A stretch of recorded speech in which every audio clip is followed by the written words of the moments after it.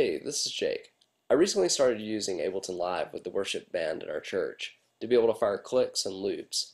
And when I first started using Ableton Live, the big challenge was being able to find a way to set it up so that a drummer or another member of the band could easily fire these clicks and loops at different tempos and different time signatures without necessarily having to know all the ins and outs of Ableton Live.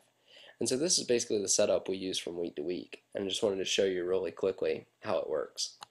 We got four basic columns here. The first one is an audio track called clicks, and this is where the clicks live. We just use the same click for every song, and I just copy those as many as I need for however many songs we're doing that morning. And you can hear it's just a basic click that just repeats over and over. Obviously it changes tempos for the different songs, but this just goes to the musicians' ear monitors. And it allows them to lock in with one another and to lock in with the track that they may be playing with. And so those are all in that first column there. The next column is an audio track called loops, and this is any of the elements that might go in the front of the house. Sometimes these are fully produced, fully sequenced tracks that they play along to, where the verse is different from the chorus, is different from the bridge, and it's all sequenced out. Other times it's just a simple repeating loop that goes over and over again, but those live in this track.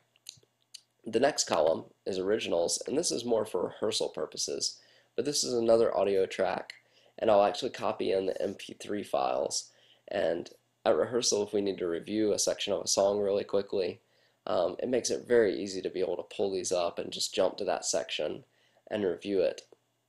And it's really nice to have those there, like I said, for rehearsal purposes. The last column is actually a MIDI track, and it's Setlist. And this is where I just use this column to type in the song titles and to give them a number, and that's actually the number that'll be used to fire these tracks. So it makes it really easy to look down and go, okay, Amazing Grace, I need to press the 5 key to start that song. And then the only other thing that the person running it needs to know is spacebar stops. So it makes it very easy for them to be able to jump from song to song. And during rehearsal, if you need to jump, from the third song to the seventh song, it's just a matter of pressing a different number key. So that's the big four columns there. The other important part to look at is over here in the master column. This is where we actually set those tempos and time signatures. And Live 7 makes this really easy to do. Basically, you just go to one of these, and you can control click or right click on it and go to edit launch tempo.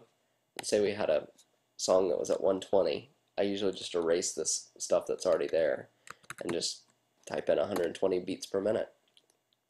If you need to change the time signature, you can go down to edit launch time signature and type in 4/4, and there you go. An even easier way to do this is just to click on this, press Apple R, shortcut to rename it.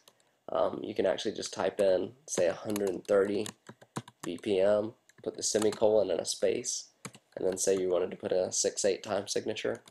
One step, you've set your tempo and your time signature. So that is really easy to be able to do that.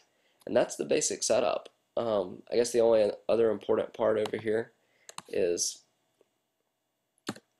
we have track number 1 and track number 2 are active. That's why those are bright yellow.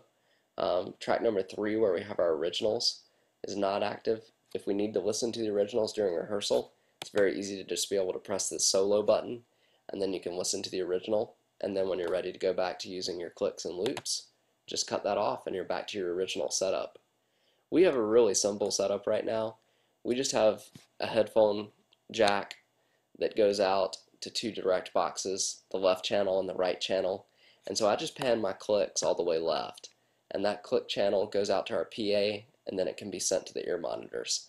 For the loop channel, the things that would go to front of house, I have them pan to the right, and they come out to that other direct box, and then it goes to front of house, and the mixer can add that to the front of house mix, and he can also add it to the ear monitor mixes as needed. So that's a super easy way to set it up. I know there's more elaborate setups out there, but that's working for us right now. The only other important thing to show you real quick is how we actually make it fire based off the numeric keys, and that's just up here at this key command.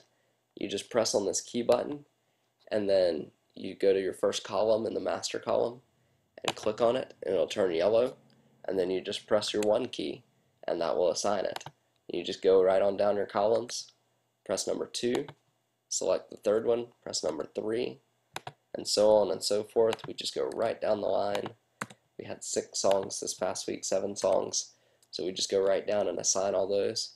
And once you're done, press that key button one more time, and you're good to go. So once you have everything all set up, it's really easy to fire the clicks and loops just by pressing the numeric keys.